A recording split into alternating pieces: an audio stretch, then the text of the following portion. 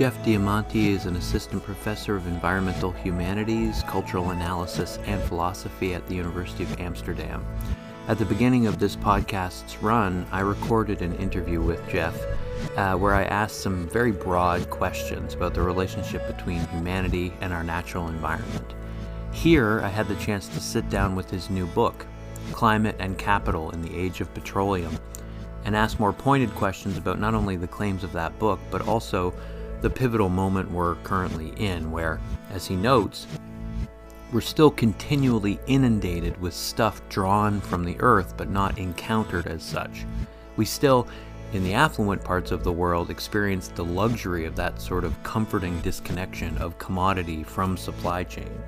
But we also now face the mounting pressure of environmental collapse and the knowledge that collapse will be the consequence of this disconnection, where even post-industrial or digital capitalism is only coded in a language of intangibility, while still necessarily relying on this dead matter to drive the system. We talk in this interview about how the pandemic has forced many more of us to attend to the material conditions that allow life to flourish. It matters that in an instant, what Mark Fisher calls capitalist realism can be punctured in Diamanti's terms, and the possibility of system-wide change can feel within reach. Yet, at the same time, it matters that, some of the most important methods of engagement don't automatically translate into a politics. But Diamanti says these methods of thinking and feeling are still vital pedagogically for encouraging a connection to what he calls the elemental alterity of the earth. Part of this is based on an ethic of being a theorist who is also in and of the world, who does make an effort to slow down and experience the overwhelming forces around him, who, clearly works to ensure that the encounters that he's had in his research are informing his concepts and not the other way around. Anna Tsing's arts of noticing are quite a bit different, he says, from the language of a world to win. It's less certain than that, but yet quite powerful potentially for environmental communication, a problem I'll take up in more detail, by the way, in my conversation next week with Imre Szeman. The hope, nonetheless, is to devise, I think, stronger questions and to work beyond the expected conclusions provided by frameworks that basically induce what Diamanti calls an epistemological illegibility, when it becomes difficult to actually grasp the complexity of energy markets, energy futures, and which, because of this illegibility, leads to our current impasse, the paradox of realizing we are cooking the planet for future generations of both people and non-human beings, but we can't imagine real ways of correcting our course. In the context of that profound blockage, Jeff likes to believe that an engagement with the elemental alterity of the earth can open things up, that these massive and beautiful forces, as he calls them, can provide a grounds for revolutionary imaginings. So his book is broken into two halves, and he talks about the ways that these two halves are kind of, arguing with one another. So the first half is a historical materialist account of oil post-1970s. Oil is his, as he puts it, elemental focus. It's the tuning fork that unfolds the future. The second half of the book tries to think through new elements that are conjuring the world. It tries to imagine what he calls contrapuntal ecologies in places like Greenland, and a recursive process where one instance of exchange marks only a moment in a larger structure. And he feels that these terminal landscapes are nominated to tell the story of the future. But one thing I wanted to underline, though, is his discussion of this faith in catastrophe itself, and the notion that capitalism will end itself through a kind of terminal trajectory. So he's pushing us to jettison the comforting idea that an end to oil will automatically arrive through catastrophic system failure. And really is trying to pressure us to kind of ecologize our politics and make socialism more porous and mutable against prefiguration or dogma, to try and build bridges in this urgent moment. So I hope you enjoy the conversation. I will say that at the very end of the conversation, the audio is a little bit rough, so apologies for that. I really wanted to begin, as it were, despite the complexity of your book, by talking about the concrete elements of it. And concrete itself is responsible for enormous amounts of carbon. But Mm. you note in the book that the ecological realities projected by the IPCC and this dramatic increase in energy use determined necessary by the EIA, these two organizations, should be kind of chilling, right? Because rather Mhm. than decelerating or pausing, or even more outlandishly trying to decarbonize, the globalized world is really accelerating toward these, you say, swirling toward these tipping points of indeterminate damage. Mhm. Um, so, like, one of the astonishments, as it were, in climate and capital in the age of petroleum is that this acceleration is happening as capitalism enters into what feels like this more informational or intangible, idea driven stage of its development. I want to ask, like, what's your sense of the basis of the EIA, the U.S. Energy Information Administration's projection that the globe will need 48% more energy than it did in 2012 to support continued economic development? And is there any way of articulating the fact, that even post-industrial capital requires more and more of this dead stuff in the planet to keep going? Like, do you kind of hope that readers will come away from your book with a sense that there's a deep paradox or hypocrisy latent in the fact that global capital is animated by the mobilization of dead matter?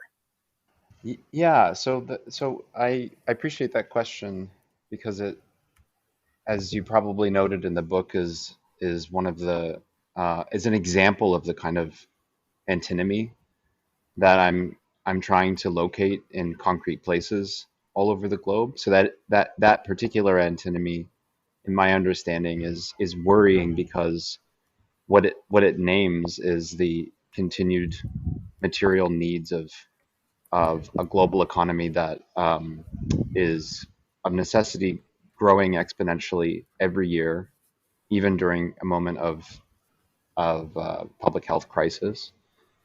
And that growth has roughly, we could date this variously, but at least since the Industrial Revolution, that growth has been predicated on a number of a number of inputs whose relations between are are still kind of not very rigorously understood, I think, by economists, and I'll say more about that in a minute. But Mm-hmm. the necessary inputs, of course, classically understood are raw materials, labor, and capital investment of some sort, and that investment either takes the form of money or fixed capital in the form of machines and buildings and so on. Um, and the post-industrial period, if we periodize it as sort of in the wake of the 1973 oil crisis, though of course it's already starting beforehand, in the Mm-hmm. late 1960s with the switch to service-based industries in the United States. But if we think about the post-industrial turn, roughly in the early to mid 1970s, as you say, that turn is coded in a language of intangibility, immateriality, service, creativity, and so on. All of which is useful to get a handle on the composition of the labor market, for instance, and the nature of the kinds of assets um, that have determinate force over quarterly returns and so on. But the paradox is not, you don't, as you say, you don't have to really be a Marxist to note the paradox. You just have to be reading, as the EIAR, the statistics coming out of national reports. And the antinomy is by I think it was the UNEP noted that by 2018, the UN Environmental Program noted that by 2018 versus 1970, the globe had required something like 10,000 or 10 tons of raw materials per capita on Earth, um, for economic growth to continue, versus 7 tons per capita in 1970. So that's a massive surge. I mean, the abstraction is obviously a bit grotesque, Hmm. and it abstracts, global population into a median figure of a single sort of liberal consumer.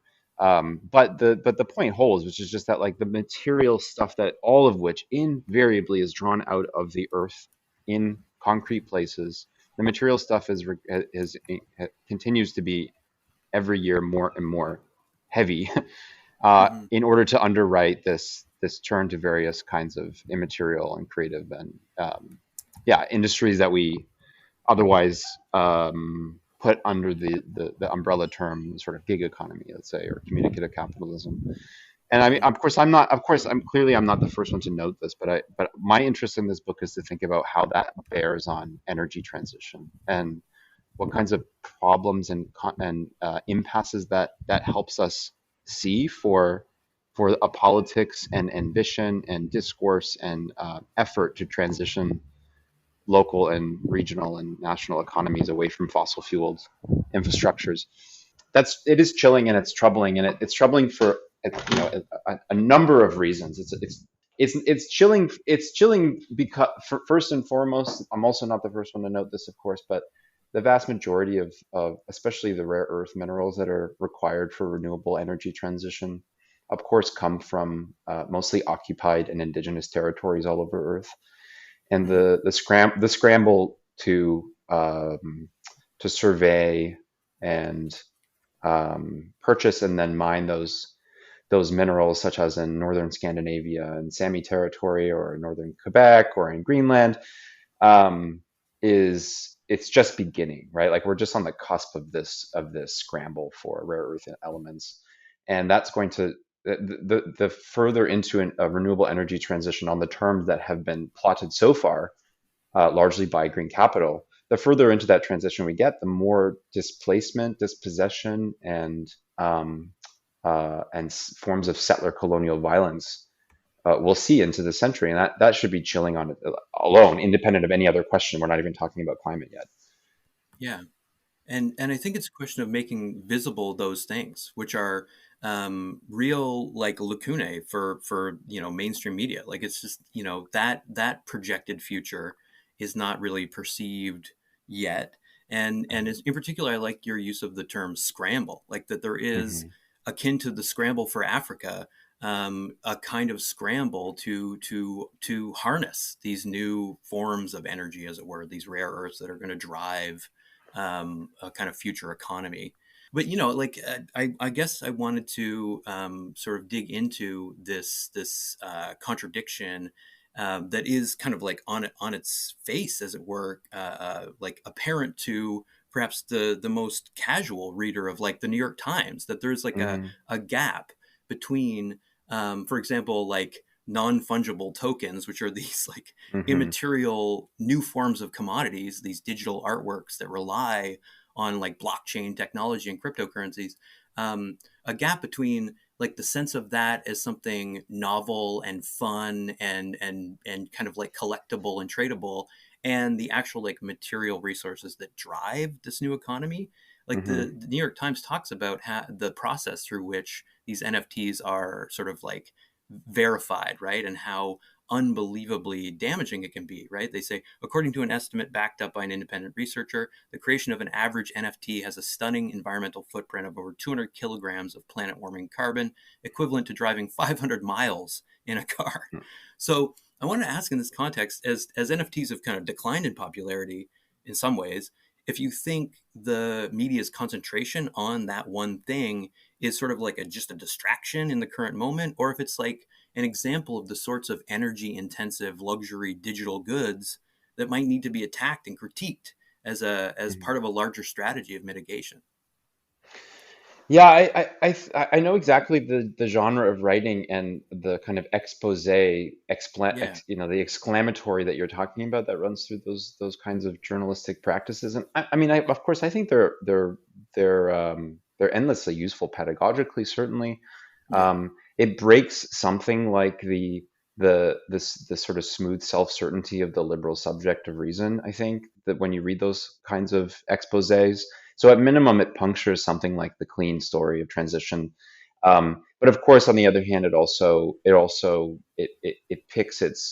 sort of implicitly picks its it's winners and losers. And so then there's a kind of caricature, I think, in that story of NFTs and Bitcoin and so on, and the mining of those resources. There's a caricature of the type of person who participates in that process, and Hmm. it's both racialized in some ways, given the location of most of these mining practices. It's also like an implicit, I think there's an underlying kind of xenophobia, worrying about non-sovereign forms of currency mining, and so in that way, of course, yeah, it is a distraction because I think that the mining of Bitcoin and various kinds of, yeah, these kinds of digital currencies or blockchain processes, are of course part of a much larger infrastructure. So I just wanted to kind of go back for a second as you were introducing this topic, and just sort of note that I also at the same time understand the kind of comportment that gets attached to this exciting new, as it's termed exactly in the New York Times, this new frontier of extraction, right? I get that cathexis or investment in, like, both figurative and subjective investment in the excitement and risk and uncertainty and the experimental nature of that corner of the economy. I do understand that because it extends, I think, from precisely the same kind of infrastructural forms of attachment that mark petroculture writ large.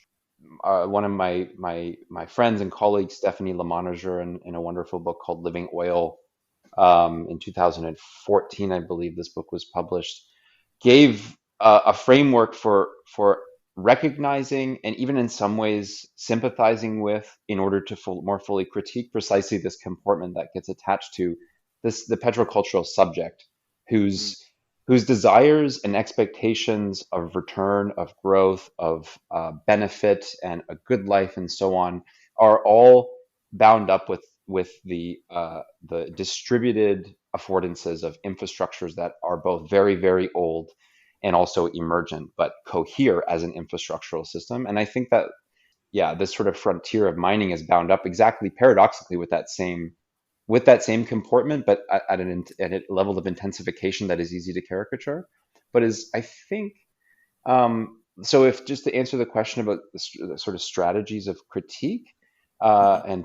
and political strategy, if what we're talking about is sort of building um, a concerted front that can more responsibly marshal a large scale social and energy transition, uh, noting and then having a sophisticated grasp of the ways in which all forms of, or most forms of, cathexis that are bound up with political desires are always going to be paradoxically bound up with how infrastructures that we rely upon to feel like the world is a world delineate certain kinds of narratives of progress, narratives of growth, individually or collectively. And so in the Right. book, in the book I try to return whenever possible, when I write myself into or talk myself into something like a corner. I try to return to like where the infrastructure is in relation to the concept that I'm tracking. And for me, that's kind of the politics of the methodology I'm trying to work with in the book, is not to say that there's an infrastructural determinism to our ideas.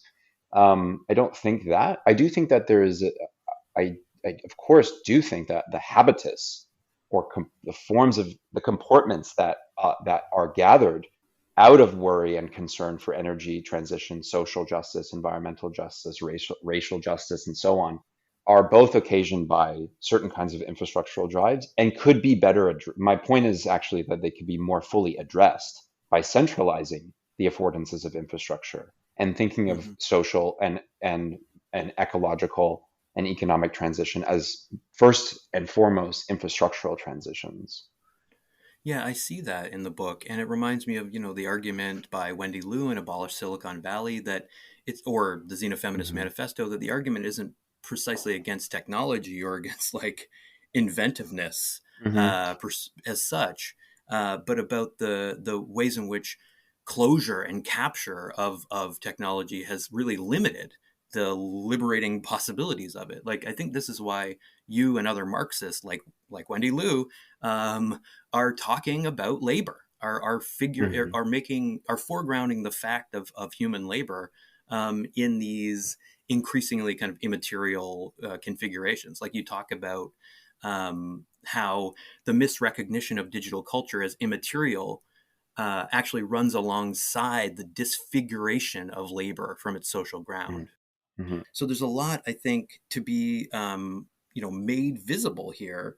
And I like in particular that you're concentrating on the question of infrastructure, because the emphasis in Imre Zeman's work, for example, on structural critique, um, Hmm.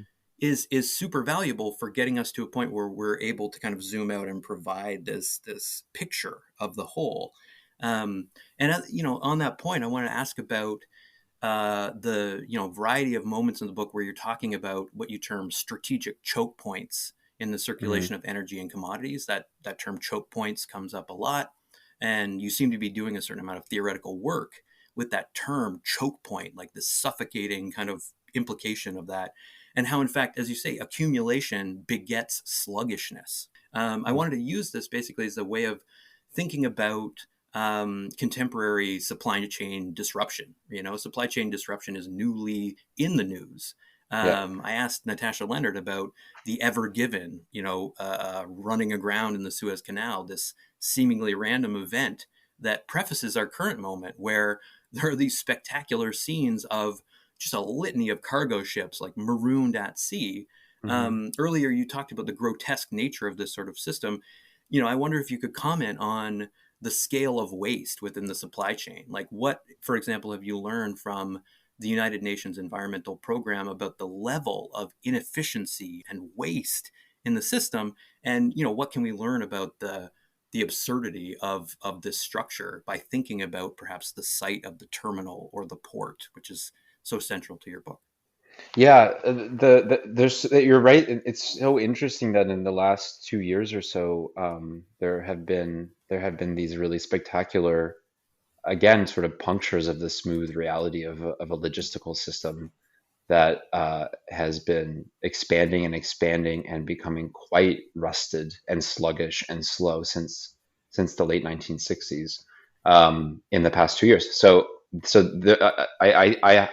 I read the running to ground of the ship in the Suez alongside what happened on April 20th, 2020, in the thick of the pandemic, which was, as most people probably remember, this sort of strange day when suddenly frontline news was that the price of oil had dropped to Mm-hmm. below zero, Right. on most of the major benchmarks, and that was reversed very quickly, of course, and it had to do with oversupply of oil and not enough consumers to purchase that stuff. But it's an interesting kind of glitch in what is otherwise a very large, heavy, fossil fueled logistical system where not over 90% of consumer goods and commodities travel the world by in a shipping container before they reach market.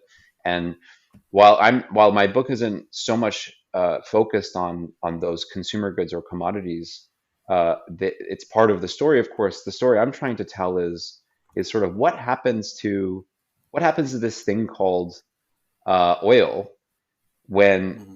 it not when it is translated into oil at the point of extraction, nor when it is translated into emission at the point of consumption, but rather when it's translated into precisely a commodity in the terminal. My insistence in the book isn't necessarily that this is the primary point of determination where the crude stuff, the raw materiality of oil takes on commodity form and therefore has to be disrupted there. That's not exactly my point. My point is instead that I noted, especially in the conversations I was having professionally and personally in the energy humanities, which is a research field that you've invoked already in this Mm-hmm. conversation, um, that the terminal as a space, as a logistical space, a logistical cartography, was under considered in our theorizations of petroculture on the one hand, and then energy impasse on the other. And I thought that this book would be useful for those scholars and also political allies for two reasons. One, because these spaces are, while largely invisible to a kind of cultural imaginary, they're actually hyper visible and ubiquitous. Doesn't no matter where you are on Earth, the terminal is close Yeah. by. I'm sitting in, I meant to situate myself a bit more at the beginning of this conversation, just for those listening later, just to have a sense of where we are. But I'm sitting in my office right now in the University of Amsterdam. I narrate this in the book too, but I'm sitting in exactly that spot. I'm sitting in the center of a city that is completely built up materially and financially on colonial expropriated wealth. And I can see over the skyline, which is fairly low here because of the UNESCO protected, the rules of UNESCO, which protect the building height of the inner city. I can see a coal plant that was decommissioned 2 years ago, and right beside it, I can see windmills spinning as they run along the Eye River towards IJmuiden, which is the mouth of the Eye as it reaches the North Sea. And this is a terminal in technical terms and in conceptual terms. And anywhere you're sitting on Earth right now listening, you're probably within walking or easy driving distance of something resonant with what I'm looking at right now, which is a place where uh, raw materials are set in storage in different kinds of facilities, both in reserve for the invariable and energic needs of a region on the one hand, but also for in reserve for the purpose of speculation. So the price, this gets back to this strange thing that happened on April 20th, 2020, right? Like the price of a commodity like oil is determined by a dizzying array of factors that are in tension at any time and moving. One of which is the future spot price of that commodity, which is an abstraction, of course, but it's basically how much investors are willing to pay at a deferred date. And that spot price is, among other things, determined by how much of the oil is sitting in reserve in these terminals, right? So if the storage tanks are nearly full, like in Cushing, Oklahoma, for instance, where most of the oil sits in waiting before it gets to port in the United States, and therefore has a major impact on the West Texas crude index. Depending on how much stuff is sitting in those terminals, right? Those who are speculating in London and in Chicago and in New York will have a sense of whether or not the market is going bearish or bullish, and the spot price in the future will be dependent on how much they think are in those tanks. So you can see the ways in which, like, the price of a barrel of oil, which of course is immediately plugged into all kinds of other economic metrics, like monetary value of of the price, of the American dollar, the pension rates and the relationship between that commodity and adjacent commodities. It ripples immediately once there's a fluctuation in the price, and that fluctuation of price is not determined by the stuff that sits in the terminal, but is recursive to it based on how it is read or interpreted in various places on Earth for speculation. So I see the terminal as a unique kind of choke point that's very different than something like a pipeline, where of course there is a lot of useful political attention right now. I see it as different than a pipeline because it doesn't take the shape of this sort of ubiquitous subterranean network like a pipeline does, which makes the pipelines very difficult to locate and very difficult to sabotage. Terminals are really close to wherever you are, and they're worked by labor on the one hand, and they're also very close in terms of their zoning to residential spaces, to warehouse spaces, usually close to watersheds. And so there's lots of different ways to contest what happens in those spaces based on the concerns that align cartographically with the terminal. And so politically, I think they're very useful for that reason. Also, again, because it seems to me to be the place where oil gets abstracted into commodity form and financial form while it retains its crude form. just to say one more thing about your question about waste and heaviness. I mean, Hmm.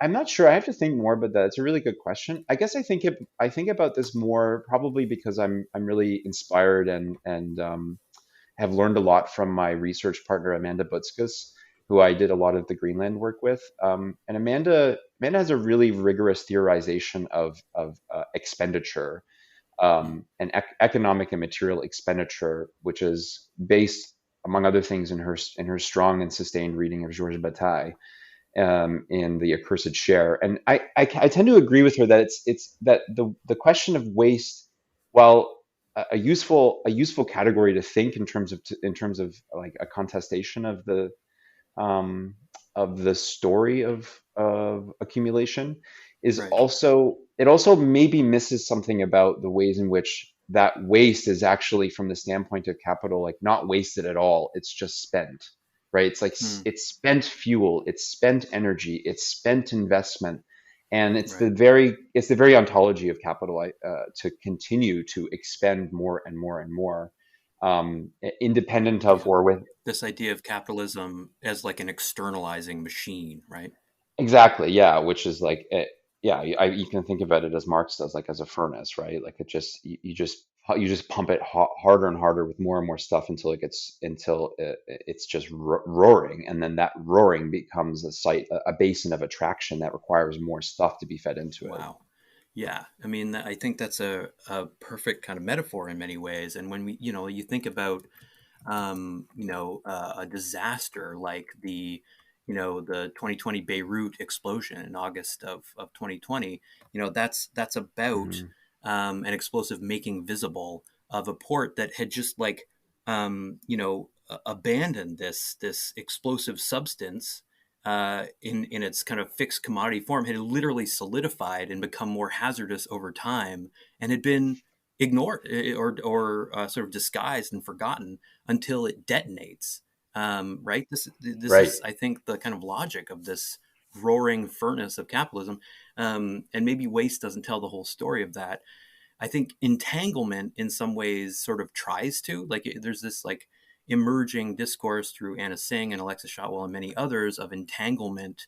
Judith Butler's The Force of Nonviolence also invokes this concept over and over again.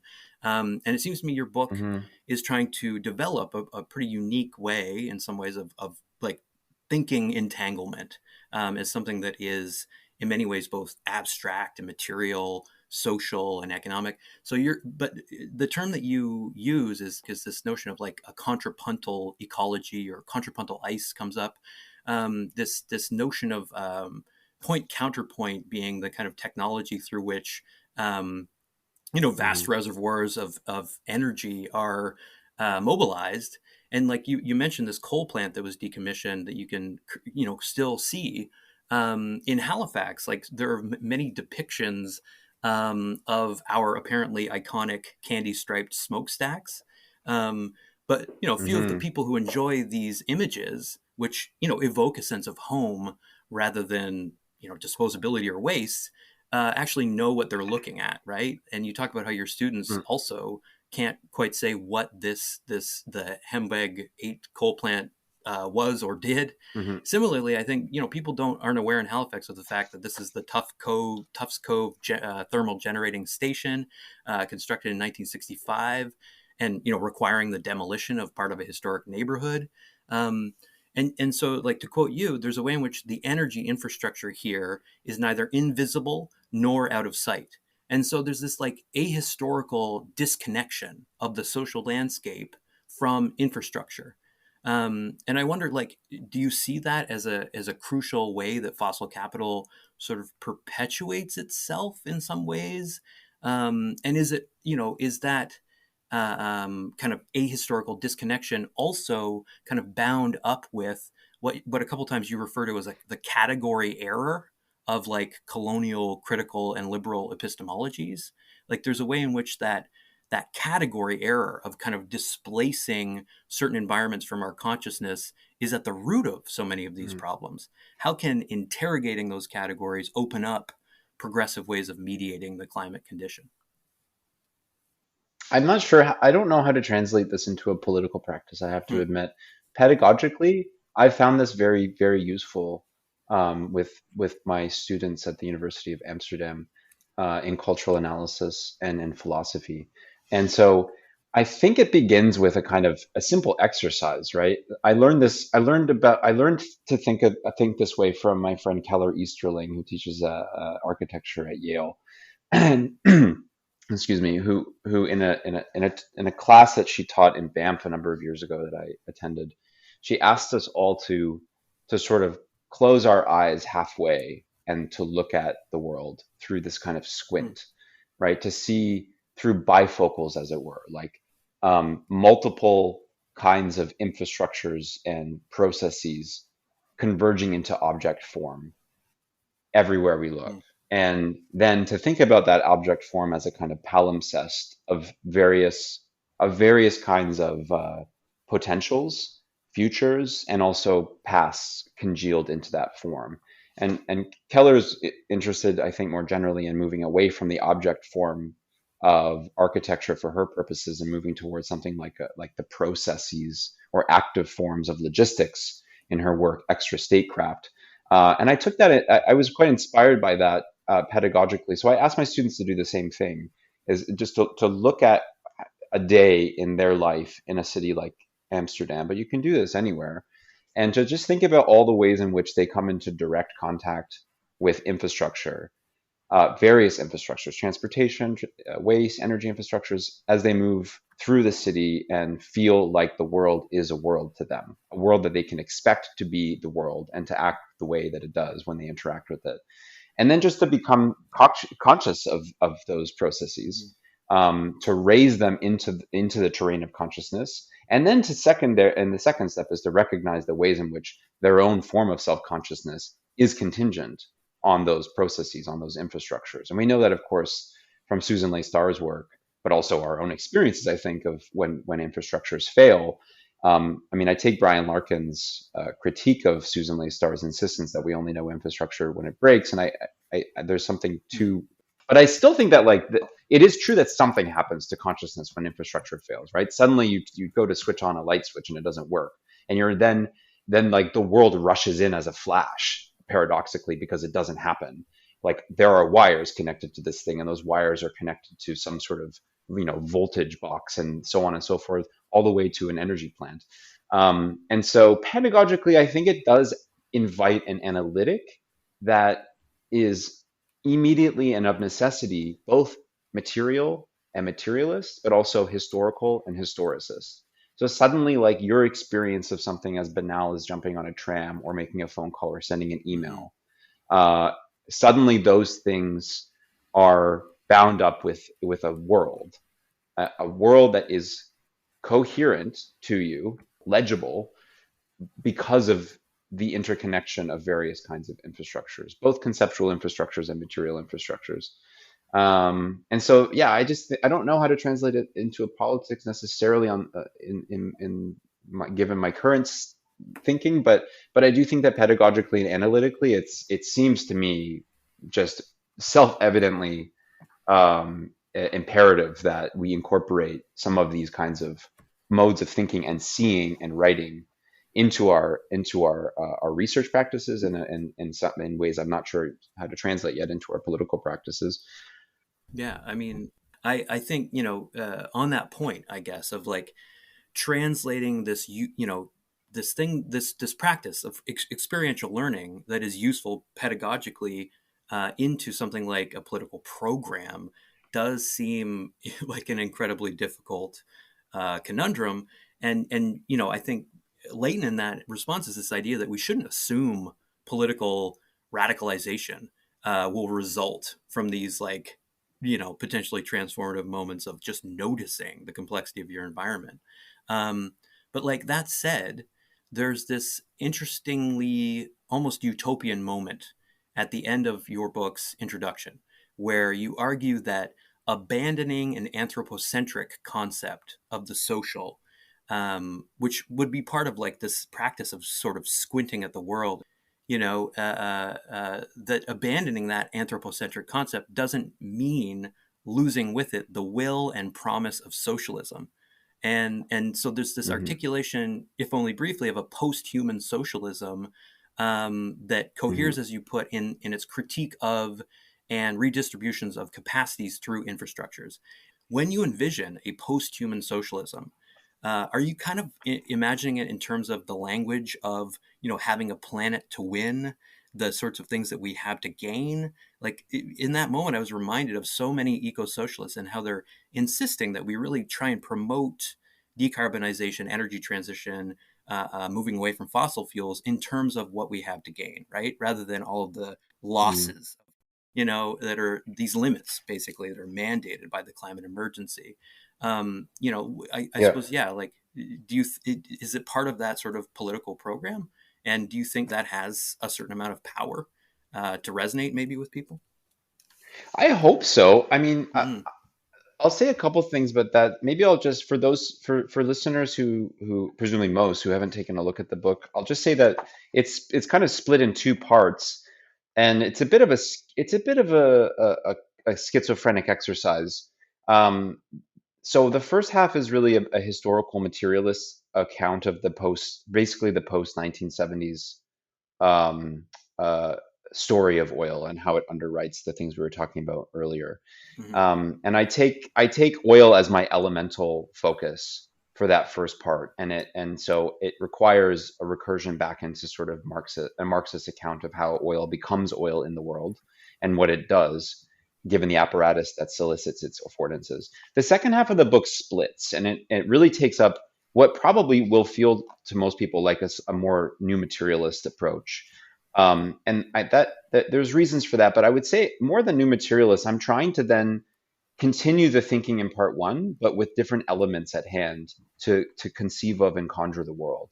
And I moved through ice um, in the second part in a chapter called Contrapuntal Ice, and I'm also interested in water and melting water off of the Greenland ice sheet, and I'm interested in solarities in the third chapter of the second part.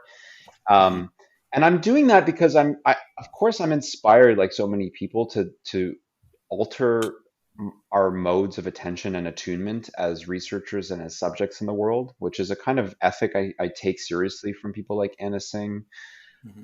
and so many others. And I want to practice that and learn from that mode of being with, nearby, and in the world that doesn't immediately translate everything you see into ready to hand categories of contestation that we get from historical materialism. I just want to basically slow down and practice a slightly more elemental approach that allows for the various kinds of and massive and beautiful forces that surge through any moment on Earth, that situate your body in a place, in a landscape.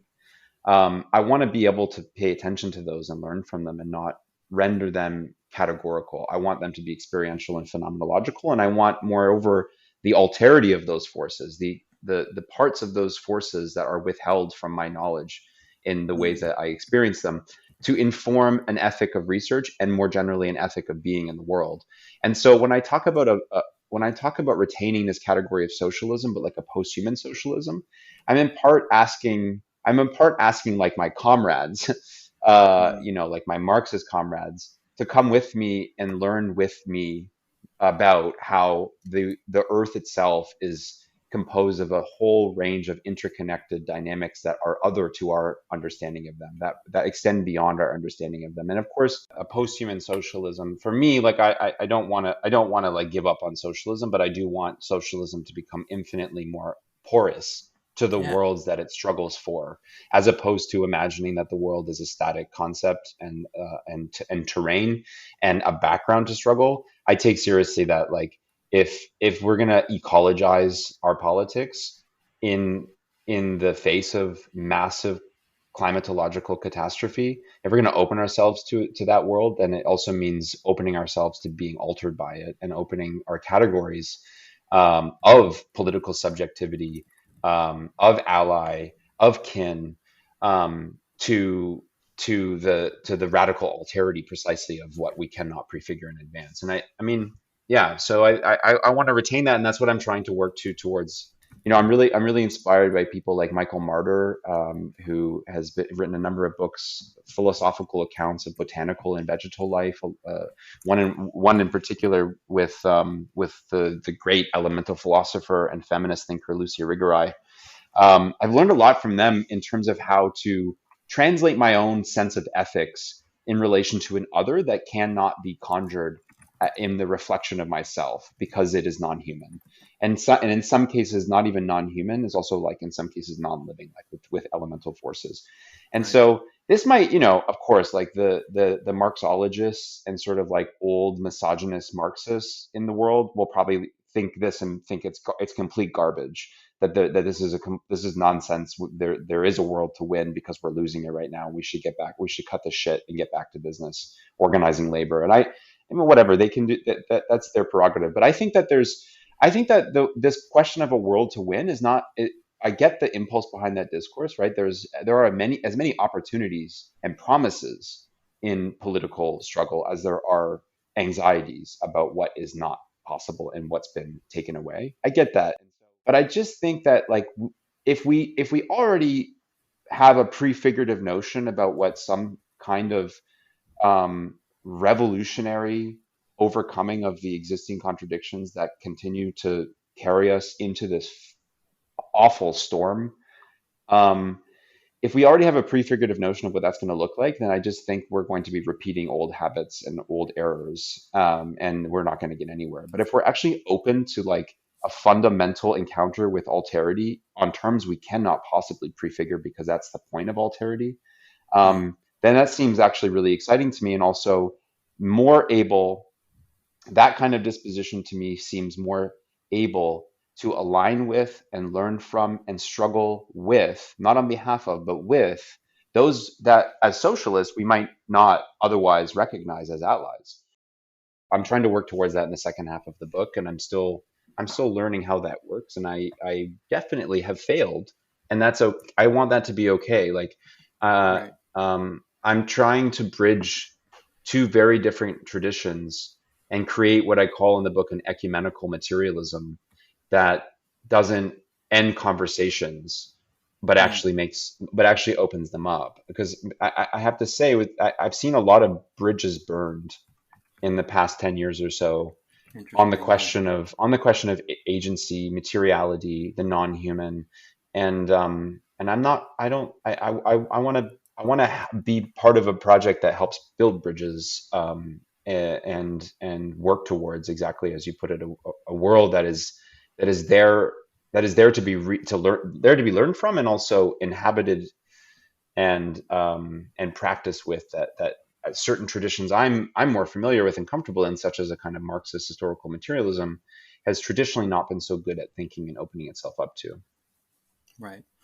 And I mean, there's so much to build off of there, but this idea that there's polarization, and maybe a kind of self-destructive polarization within these kind of left discourses of eco-socialism is really interesting, and something that I think is definitely fraught to even discuss in some ways, right? Because of the kind of urgency of the problem that we're confronting, there's a way in which these more open-ended questions are seen as somehow off base, right? Hmm. And I think you're modeling then a different approach to complexity in the book and to being open to a radically other future where we've discentered the human to some extent. And you talk about in the book how like you made the decision to let the dissonance sustain your thinking, and you've kind of been addressing Hmm. that already.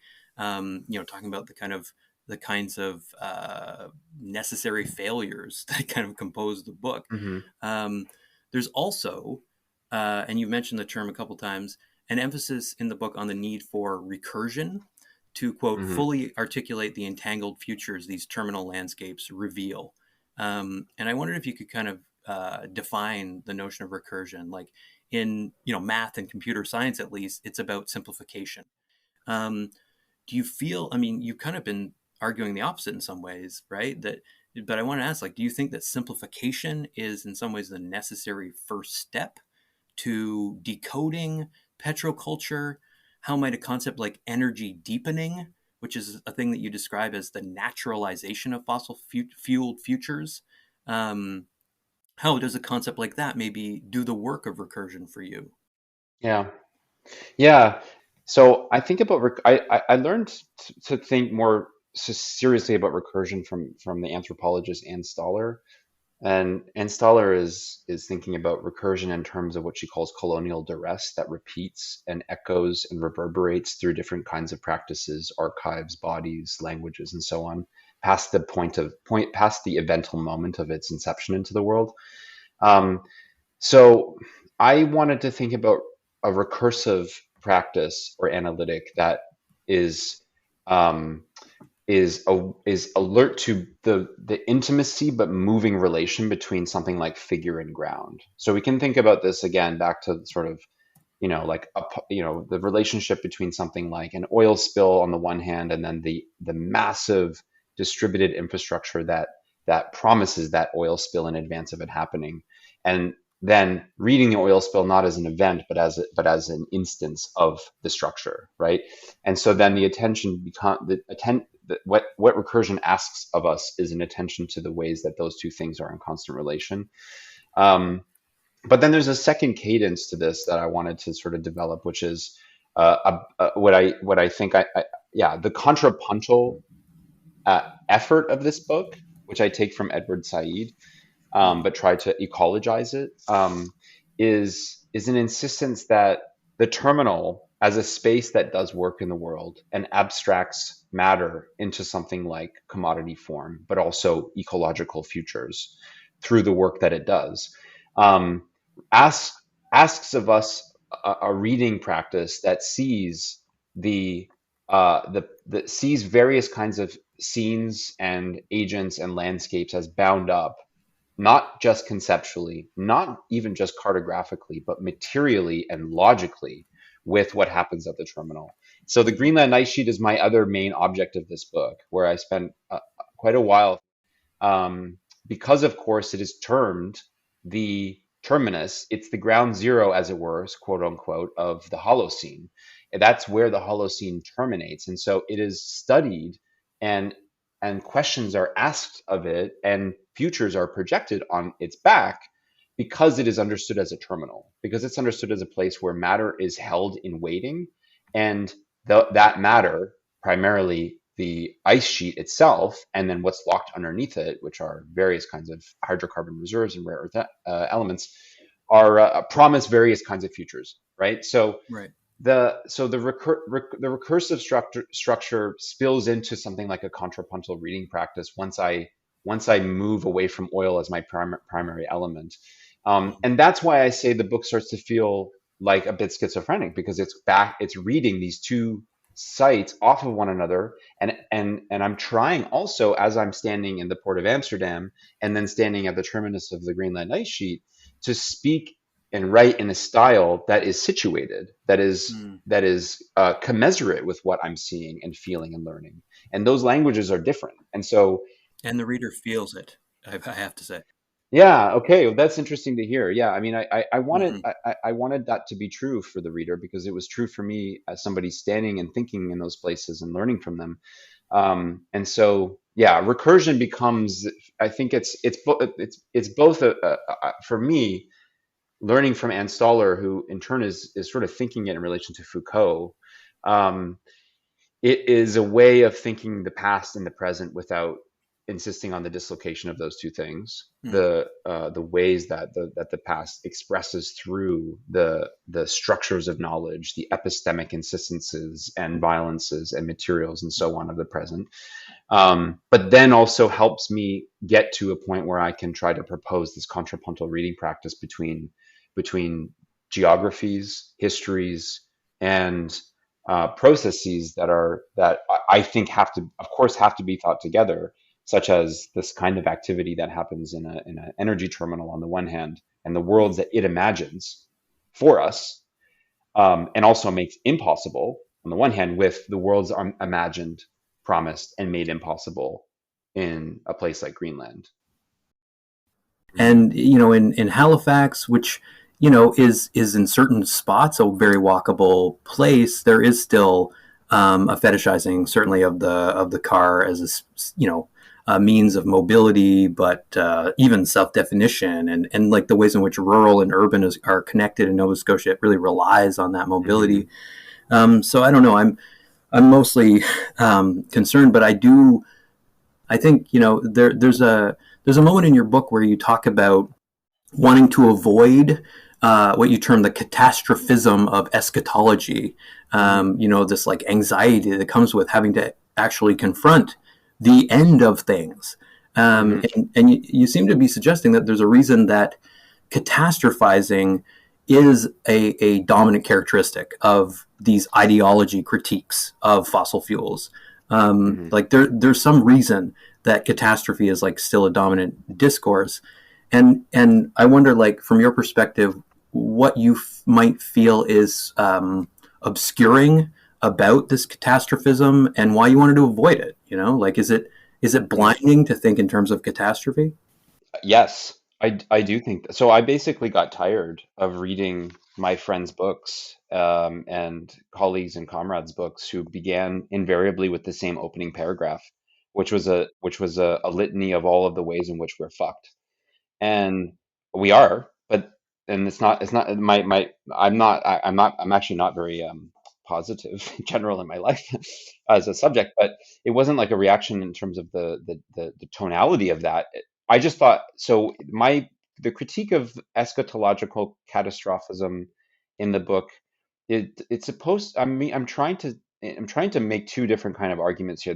The first is that analytically, it's it produces it produces a kind of fatal inevitability to the conclusion of the epoch of fossil fueled modernity that we are situated in.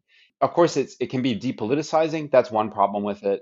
But what I'm trying to say is, if you there is a there's a discourse, especially within traditions informed by Marx that turn their attention to climate, that um, I notice were routinely um, insisting that eventually capitalism would become its own gravedigger and would either exhaust its resource base or eliminate the livability of its terrain. And so even if like the a political front failed to stop the ongoing exploitation of fossil fuels for the sake of capitalist growth, even if we failed, eventually it would of its own accord, the planet would be the arbiter of justice. And so if we fail, we can also just wait and capitalism will conclude.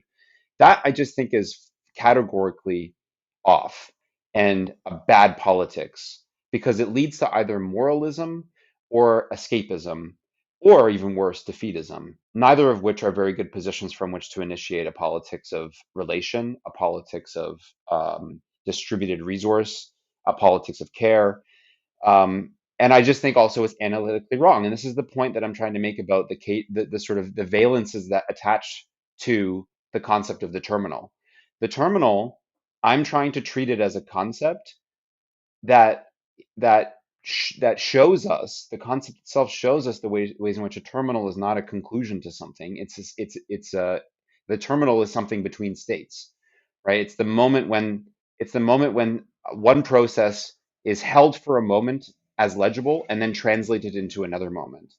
So I just think it's a unique moment to see the legibility of something like interactive totalities in figural form. So what I mean by interactive totalities, I mean like I introduced the distinction between a planetary focus and a global focus, and what I mean by that, I'm trying to develop this argument that Spivak makes in a number of texts stretching back to the late 1990s, and then elaborated more fully in her book Death of a Discipline, where she insists that planetarity is both about like the terrestriality of this planet and the ways in which, as a geological and biological entity, it extends beyond any categories we have to think identity, and that is to say what it is and how it appears. It extends beyond that, and therefore she says it's a species of alterity that we ought to learn from and orient our thinking towards. So it's basically, I mean, it's a wonderfully complex argument that she develops, but I think in terms of an ethics and an orientation towards the genres of totality that are always lurking behind any thought of necessity, explicitly or implicitly, it allows us to see the ways in which this other kind of totality that from the 1980s onwards, I think critical theory is largely renounced in the name of a kind of like waning of meta narratives and an anxiety about the very category of totality, namely capitalism modernity. They're interactive in really interesting ways. And I think the terminal is the place where they interact most visibly. And so to get back to the question of like why an eschatology is not the right way, in my mind, to approach um, the interaction of these two totalities is because they will not stop interacting of their own accord. Like I just don't think it's a good place to start to assume that eventually, either through agitation or through its own internal logic, capital will run out of its own capacity to build a world through abstraction. I don't think that's true. I think it needs to be interrupted and then rethought internal to its own logic. Right. This and Darren Barney talks about the rise of a kind of sabotorial subject that has this Mhm. like insider information on the ways in which terminals like operate and how that kind of needs to be harnessed, as it were. And yeah, I mean, in the conclusion of the book, you're taking issue with this exact kind of assumption that capital will somehow exhaust itself. And that, as you put it, the planet will somehow be an arbiter of justice. I love that phrase because it's taking issue with this idea that the elemental power of nature will just somehow automatically subsume capitalism. And you not only call that bad politics in the book, but even nonsense, because like you're pointing out like even the IPCC, which provides now one of the most prevalent genres in some ways of future authoring or intimation, also predicts a world that remains flush with capital. And so you raise the question, like, what if ongoing extraction doesn't suddenly cease, but instead increases in intensity over the next century?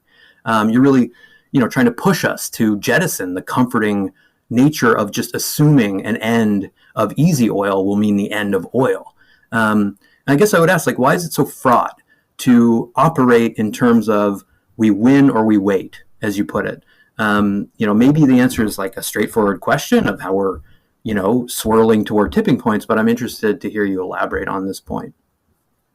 Well, yeah. So it's I'm worrying about that position, both because I think it initiates a really defeatist and depoliticizing standpoint that is not useful in this moment, but also because it misses the ways in which it. So the ideology critique of capital as it's linked to extractive processes is, of course, useful. I think for just sort of um, for insinuating an alternative politics. I think an ideology critique is useful, and of course, ideology critique does not necessarily just mean like discursive fictionality of a real condition. It means like an interactive fiction with material realities that perpetuates that reality. Um, but my, I think that there's, as a consequence of the scale of ecological crisis that has now entered into various kinds of critical discourses, that scale has in some ways obfuscated what in the Marxist tradition is the insistence on an immanent critique of the very logic of capital as it's written and as it writes itself. And in my reading of contemporary capital and its capacity to world build through not just exploitation, but also through extraction and then translation of those materials into themselves, forms of what I call modal abstractions.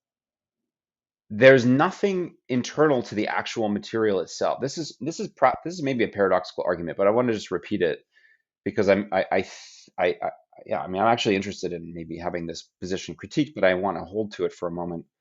Um, I'm insisting in the conclusion that there's nothing internal to the oil itself as a chemical entity, as a set of bonded chemicals. There's nothing internal to the signature of that stuff that then of necessity carries over into the modal abstractions of capital world building, right? There's something really violent that happens in terms of the materiality that gets plugged into the furnace versus the structures and narratives and potentialities that come out the other end. And so, while of course capital could very reasonably switch to other forms of input, other forms of resources, other forms of energy, um, I, and it already is, and it it very well could continue to do so. Uh, the kinds of divisions and social violences and forms of dispossession and destitution that internally mark the organic composition of capital as it has been initiated since the Industrial Revolution. I don't see any reason why a shift of resource would change that internal logic, nor, of course, do I see, as we talked about earlier, any reason why the exponential growth in material base that capital continues to draw out of the earth from the 1970s until 2018, according to the UNEP, why that's going to shift suddenly, unless there is a, a an intervention, and that intervention could take many shapes, of course. But to intervene means first of all to imagine that it's possible and necessary to intervene, right? And so the defeatist position, which is that capital will run out of its own resources eventually, and so we can also just wait, means that there's no reason to conceive of the logic of intervention on internal to the very nature of capital itself. Um, and so I I just think it's so strange to me that with there are exceptions, of course. It's so strange to me that there's not a lot of discussion of massive resource redistribution right now as a solution to this earlier problem we were speaking about, which is the materiality of growth or energy deepening. That, in other words, like moving the kinds of moving the energy base away from one kind of one kind of logic in history towards another that that in terms of renewables. Um, I don't understand why it's so difficult to imagine. I guess I do understand why. I don't, but it's hard for me to grasp why it's so difficult to imagine redistribution of wealth, responsibility, and burden as the solution to energy impasse versus the technological conundrum that seems to that is only really addressed by way of something like geoengineering or a new phase of violent settler colonial dispossession, as we talked about earlier, in indigenous territories. Like, it just seems so strange to me and frustrating, that like that the techno utopianism it still manages to win out every time. And then the alternative to that is like this kind of flippant notion that like capital will run out of its resource base anyways, and so we'll be fine even if we don't win. Yeah, and it really represents a kind of impasse. I agree, and one where like it becomes necessary to make certain alternatives like thinkable. I mean, I think of Kara Daggett's book, The Birth of Energy, and how it takes up Kathy Weeks' anti-productivist kind of anti-work politics and applies it to decelerating basically the system as a means of staving off disaster. There's a really kind of a rich discourse there that can turn into, I think, something that in terms of knowledge translation is transformative. But you're right to point out that it's not per se on people's radar. And I do I think also about like the controversial and utterly flawed film Planet of Humans, which reduces the question down to just like population, right? Mm-hmm. And makes an argument that sounds like it comes from Thanos, that infinite growth on a finite planet is suicide, Mm-hmm. and less must now be the new more. Can I Brian just Conn, can I yeah, just speak to that quickly? Because that's yeah, a great example. I haven't actually seen the film because the second the reviews came out, I thought, okay, I'm just going to avoid this. But I understand that argument, and it's of course like the language of population control is like it's ridiculous, it's anti-feminist, it's Euro and American centric, and it makes a category error. So if you just compare like the per capita use of resources between a place like Haiti and the United States, the differential is in the range of 18 to 20%. So it makes to my it's a scale rift, right? To say that there's this average per capita unit on Earth, and so the like that the politics of energy transition and ecological justice that it resides in the wombs of women, That's so fucked up to me. Uh, when it's far more logical in my mind to think, well, we should redistribute the ways in which those resources fall on the bodies and burdens and lives of very different kinds of places on Earth, so that suddenly, like, the average American suddenly has 10% less resources to hand, and the average Haitian has 10% more. Like, I don't hear that language circulating in the politics of energy transition as much as I think a lot of us would like to. And it would do very quickly, it would do just as much, it would produce just as much ecological, racial, and environmental justice as something like, this insane notion that the future hinges on. Population control. Hmm. Yeah. Yeah, I mean, Brian Kahn rightly called this a form of eco-fascism. You have people like Greg Grandin talking about the ways in which climate anxiety and climate refugees in particular is producing this kind of race realism that really is just about a settler colonial logic of deciding who should have access to these resources and who should not. It really reinforces things like, I mean, the El Paso shooting perpetrator who argued in his manifesto that these extractive companies are heading the destruction of our environment, and that the answer is depopulation. But depopulation that is carefully calculated on the basis of this kind of race realism. Yeah, yeah, yeah. Um, Yeah, and I think Andreas Malm's new book with the Zeichen Collective, which just came out, I'm so thankful for the research that they did in that book, because and among other things, they make legible the ways in which the language of climate denialism, which marked the right, and especially xenophobic populist right-wing governments for the past 30 years, has actually shifted towards a kind of climate supremacy, right? Which is to say, like, the nations on Earth that will be affected less by climate change are those that will inherit the benefits of 200 years of exploitation, and those that suffer are destined to do so for racial reasons. I mean, that language is coming, and that kind of eco-fascist language is something to take note of, and I think critique. And I think it actually does exactly start with a shift away from like the historicity of development, towards a kind of ahistorical concept of and an ahistorical concept of antinatalism. exactly, yeah. And I'm going to be discussing that book, White Skin, Black Fuel, with Imre Szeman in my next episode. How exciting! Um, yeah, so I'm looking forward to that. But to get back to your book, and in particular this distinction that you just made between planetary and globality, I think I'm using those terms correctly. You're writing in the book that capital and what you call the elemental alterity of the Earth are intersecting all the time.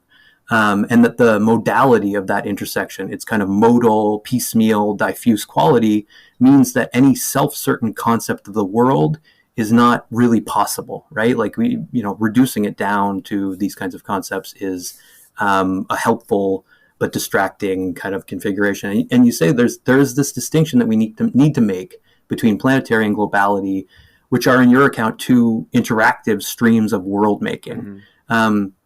And so, I won't make you summarize the distinction. If I'm reading you correctly, planetarity is about these like physical systems that constitute the life and death reality of existence on Earth, while globality is kind of more of a social cultural condition that is mediated, narrated, constituted through culture. But like in the book, rather than just theorizing it, and I asked you something similar when you spoke with me before for the podcast, that there's, for you, clearly there's something valuable in field work, in providing a more situated, if more tangled and protracted reflection on what's happening. And I guess I wonder in this context how you imagine your embodied method in the book overcoming this unproductive category error of maybe separating planetarity and globality, if that makes sense. Yeah, I would love to talk about how philosophy, how field work informs like the forms of philosophy that I'm trying to think with, and why I think it's so important to why I think it's so important to think with the elemental alterity of any kind of encounter you have in the world as the relation from which categories and concepts start to take shape and meaning, as opposed to those categories and concepts giving shape and meaning to your encounter. Um, and so I mean I've spoken to some of the traditions that I'm really interested in continuing to learn from earlier in this conversation, but I, uh, I had the pleasure of being in conversation with a number of scholars in the UK recently, including Michel Bastian, who put together a special issue of the journal Parallax on field philosophy about 2 years ago. Um, and I learned in those conversations, so one of the scholars who's invited to that special issue is Isabel Stengers, and in reading Isabel Stenger's contribution to that provocation to think, in other words, like what can philosophy learn from the field, how to do philosophy in the field, as opposed to thinking the field as this repository of data that you then bring back to either a lab or an office and translate into ready to hand frameworks. Um, I learned from, or I don't know if learning is the right word.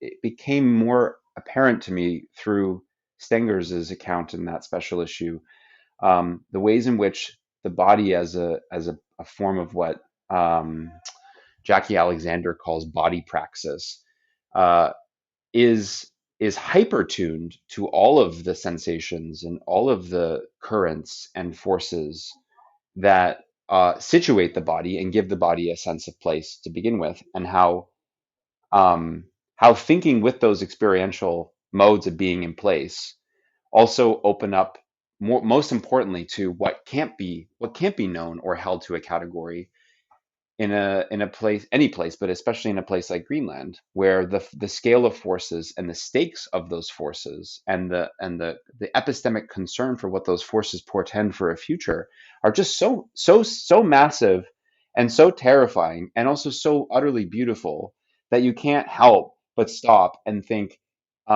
there's something here for me to understand but not to necessarily translate. But that understanding, I think, is a kind of, it's a practice of relationality that is already in the Caribbean tradition, especially in the work of Edouard Glissant and the Poetics of Relation. And it's a kind of ethic of relating to um, both human and non-human forces, human and non-human entities, and forms of being in the world that for me are just it just promises a very beautiful way of being with. And I think that tradition is the one I'm trying to make commensurate with the planetarity that I'm invoking in the book through Spivak. Um, on the one hand, but of course my book is not just about developing that ethic. It's also about pairing it or thinking about like how it might relate to a critique of capital. And so, as I said in an earlier part of this conversation, I think Spivak makes this distinction between planetarity and globality, and she says that the globe is essentially a grid, and it's the kind of thing that appears on your computer. That is to say, it's of course an imposition onto the planet, but it is not a fiction. It's a real abstraction. It does work all the time. We know it does work all the time. It actually does continue to produce a world, and that world is interactive with the planet and the elemental forces of the planet, but it can't be reduced to the planet, right? Because it's at odds with the planet. But they're both worlds, so they're both modal positions or postures. I'm arguing the elemental, the planetary, the global. They're modal postures. That is to say, ways of orienting towards the very notion of world building, as well as the agent of that world building, that are interactive. We know that because that's the whole point of the terminal, right? It gathers stuff drawn out from the earth. Every email we send, every everything we encounter at a supermarket, like we're inundated with stuff drawn from the earth but not encountered as such. So of course they interact, but it's the contradiction between those two postures and the very different epistemological and philosophical traditions required to think them on their own terms that I'm trying to bring together in the book, which is again why, yeah, I think it's a bit schizophrenic. But the promise here is like, if we try to bring these traditions together and think in these two utterly incommensurate modes as critics, right? Something else might happen beyond the expected conclusions that you get when you just operate in one of those two worlds. And I guess that's what I'm trying to do in this book, is like not come to conclusions that are ready to hand, given the frameworks that we have available to us. You know, like, which is not to say that I come to any concrete conclusions at all, but I do think that well, I guess yeah, I mean, I just think that I learned this from, I mean, so the very concept of energy impasse and the way that my friends and colleagues and comrades have been theorizing it for the past uh, 12 years or so is about an epistemological illegibility, right? Like the impasse is not just like, oh, we're stuck. It's very difficult to move past this point. The impasse is actually about the the unthinkability of what comes on the other side of impasse, because the terms by which you encounter and worry about impasse are so hard coded into the very thing that produced it that it's very, very difficult to jump onto the other side and then as it were, like the owl of Minerva, draw the world into this new mode. And of course, that's a political and philosophical problem that's like at the heart of Marx's early philosophy of history in the 18th Brumaire. And of course, it's there for everybody to experience and feel very sad and frustrated by in Benjamin's theses on the philosophy of history. Like I'm trying to bring that back. I'm trying to bring that kind of the what's exciting and challenging and complex about the epistemological nature of impasse to the political and revolutionary challenges that are occasioned and nominated by climate change. And to my mind, one way to do that is by thinking seriously about elemental alterity, as the grounds from which something like a massive but also piecemeal and gentle but also aggressive and urgent transition could unfold, that won't just result into ready to hand prefigurative categories such as a kind of workerism, or the liberal individual, or some of these positions that seem to just always get really, really loud and take over the conversation because because they are the arbiters of reason in various traditions. And I think that the arbiter of reason here ought not to be those traditions necessarily. It ought to be something like the elemental alterity of the earth itself. I mean, absolutely. I kind of feel the same way, and I think you provide a convincing case for that in the history that you offer. Like you're historicizing not just ways of being spatially, as you put it, like the means through which the built environment has kind of grown behind our backs, according to this kind of logic of just keno capitalism, or David Harvey talks about like just capitalism not considering the implications of development, but it also has a way in which the history that you provide shows that our ways of being temporally in relationship to the future are like wholly subsumed in some ways by fossil capital. Like, you talk about the ability of Shell famously to kind of predict the future, and how that is, like a social constructivist account of that historical moment would prioritize Shell's, as you put it, uniquely generative role. Like that would be the Michael Pollan book on like Shell's prediction of oil's, because it makes that world that it inherits. Yeah, exactly. It's like this really tidy account, And in the same way, like last week tonight with John Oliver recently did an episode on PFAS, the so-called forever chemicals that DuPont has marketed as Teflon and so on. These chemicals exist into eternity. They're in all of our bodies, and there's no way in some ways of conceiving of the temporality of their duration. Like the epistemological illegibility, as you put it, of PFAS is like palpable. It just becomes a means of, trying to encounter the otherness of that in ways that aren't perhaps just like tidy and rational and provide easy answers. Like Benjamin Bratton wrote an article about TED Talks a long time ago called "We Need to Talk About TED," and it's like this brilliant takedown of how easy answers are the problem. I love teaching. He then goes on to give a TED Talk, doesn't he? He gives like the anti-TED Talk. I just think it's a brilliant sabotage of a form internal to itself. And it seems to me you're in some ways trying to productively sabotage the the books that you say you've been, guided by, but also frustrated by. Like you're suggesting that something more meaningful happened when Shell developed this ability to predict the future. Like you argue that it was about actually the emergence of concepts of energy, environment, and duration that slowly became hegemonic through finance, capital, speculation. That's what that moment in the early 70s represented. And I guess, I wanted to ask you to elaborate on that historic moment because you suggest that it was as much about learning to speculate as it was about the company unlearning ways that it had previously projected the future. You say specifically that it was about a movement from data to theory in the machinations of managers. In what ways are we still living in and through that relationship to volatility and crisis?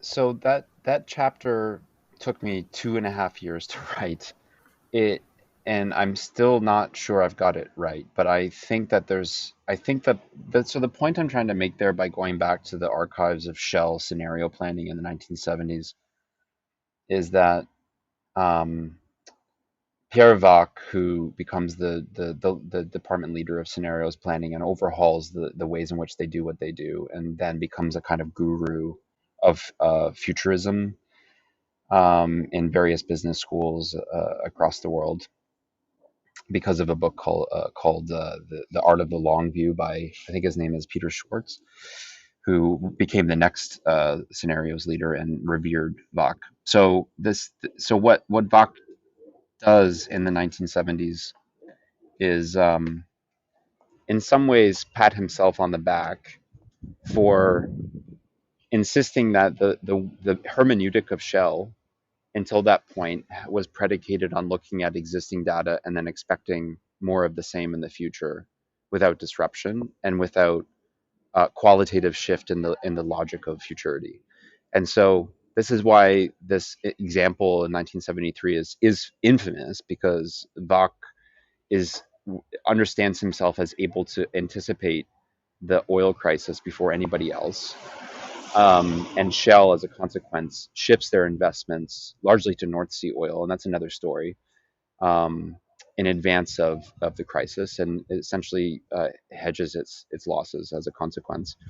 But what he does when he's narrating this, and we have to take this with a grain of salt, of course, because he's largely just, among other things, boosting his own reputation and legacy. But I think there's something really interesting here, because he does insist over and over again that he tries to destroy he says he wants to destroy the worldview of the manager in Shell, and puts them through these kind of like re-education camps, these long sessions, which he then narrates in the 1980s in these two famous articles in the Harvard Business Review. Um, and what he tries to get the business or the managers to understand is that oil is not just one commodity among others. It doesn't behave the same way as other kinds of commodities.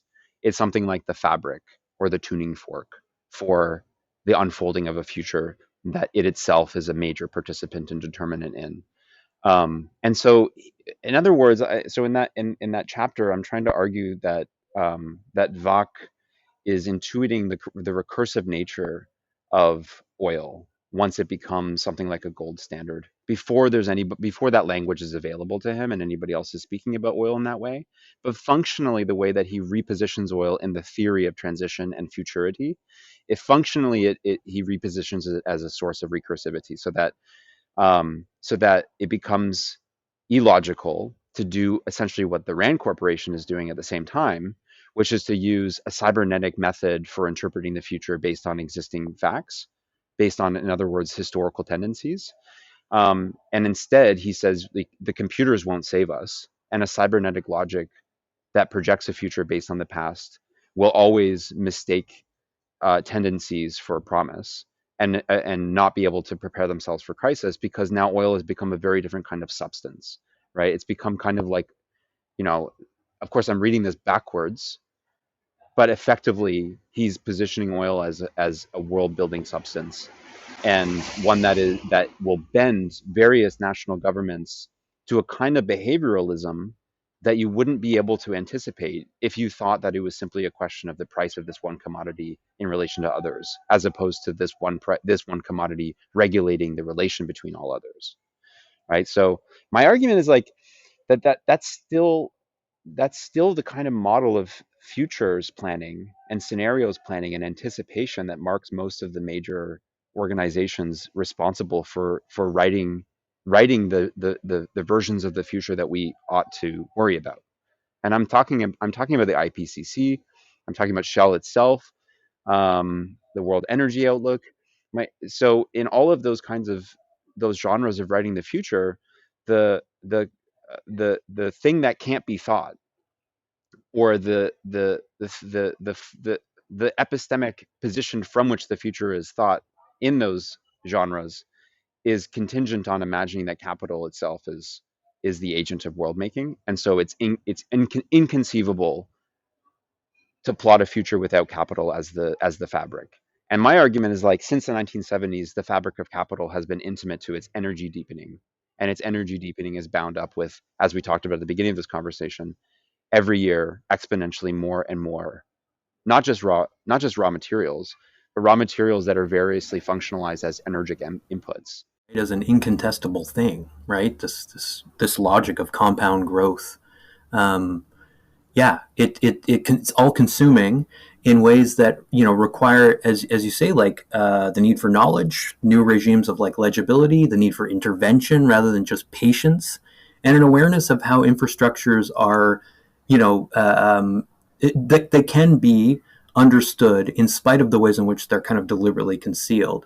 And I think like this is maybe the last question I'll ask you, but there is certainly a way in which the global pandemic, this, historic global event, has caused us to become conscious of the kind of systemic edges of society. Mm-hmm.